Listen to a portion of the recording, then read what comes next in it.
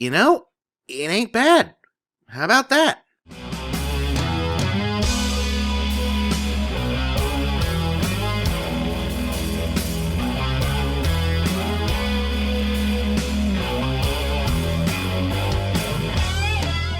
Yeah, so I'm as surprised as you guys are. Expendables 3 is actually kind of a good movie. Kind of, I stress. And I was pretty much ready, set, go to hate this one even more than the previous two terrible movies, what with the PG-13 and all. But then again, the aforementioned previous two terrible movies didn't really do anything special with their R rating ever, so hey, whatever. Here's the thing, folks. As bad as they are, and they are bad, I always wanted to like this franchise. I am the target audience for this crap. I grew up in the 80s and 90s watching these grunting Neanderthals stomp around and shoot guns and wishing they could all get together and make just one big movie, sure, but the original Expendables was such a joyless, drab, dreary thing, and the sequel even more so, drafting whole casts of guys who rewrote the book on action movie originality and stranding them in the most unoriginal action movie scenarios conceivable. Think about that for a second. Stallone, Schwarzenegger, these guys turn do something cool, say something cool into screen moments people will be quoting into the next century, and yet it's hard to recall a single damn thing that happens in the first two Expendables movies. But for part 3, they pulled it out. This one works. I mean, it's still junk food garbage, but at least it's the good kind. If it wasn't needlessly overlong and skimping on the ultraviolence, it might even have been a bona fide guilty pleasure a la Machete, or the more recent Fast and Furious movies. As is,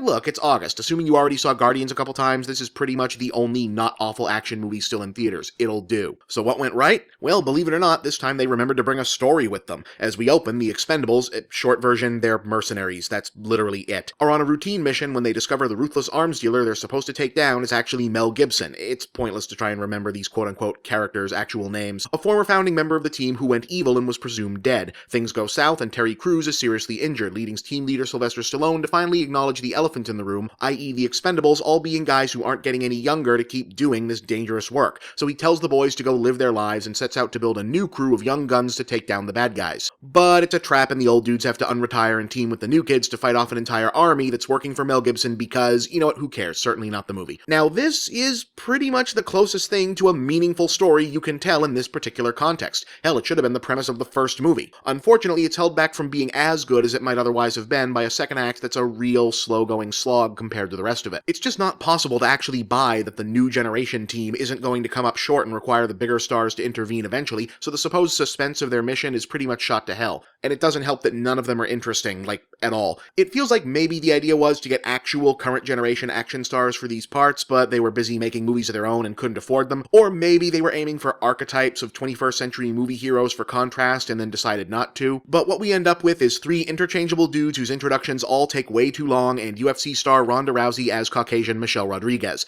At least she's appropriately effective in the hand-to-hand fight scenes, while Wesley Snipes and Antonio Banderas pick up slack as the new old guys, I guess. Banderas is especially fun in a scene-stealing turn as the world's friendliest mercenary. Fortunately, once the dire second act is through though, Act 3 is, at long last, the only thing anyone ever wanted out of this stupid franchise. A whole bunch of action movie stars doing riffs on their famous personas, taking on a whole army in a bombed-out city, and just go to town on as much cool stuff as they can think to do with the time they have. The people known for fighting go hand-to-hand, and it's awesome. The gun guys shoot off all the guns, and it's awesome. Han Solo shows up and blows people up from a helicopter. That's awesome. Everybody says cool stuff after they kill each other. Even one of the boring guys jumps a dirt bike off a tank for no discernible reason. And it's even all pretty well directed by newcomer Patrick Hughes. Minimal use of shaky cam, all well composed, great beats and payoffs. This is the first long stretch of regular action movie in years that wasn't produced in Indonesia, where I could always tell exactly what was supposed to be going on and didn't leave the theater with any confusing questions, other than, why is the utterly charisma-free Randy Couture still in this? And also, why did it take them 3 movies to figure out how to make these? So yeah, this one was okay. Not great, not necessary for you to see by any means, but yeah, I liked it.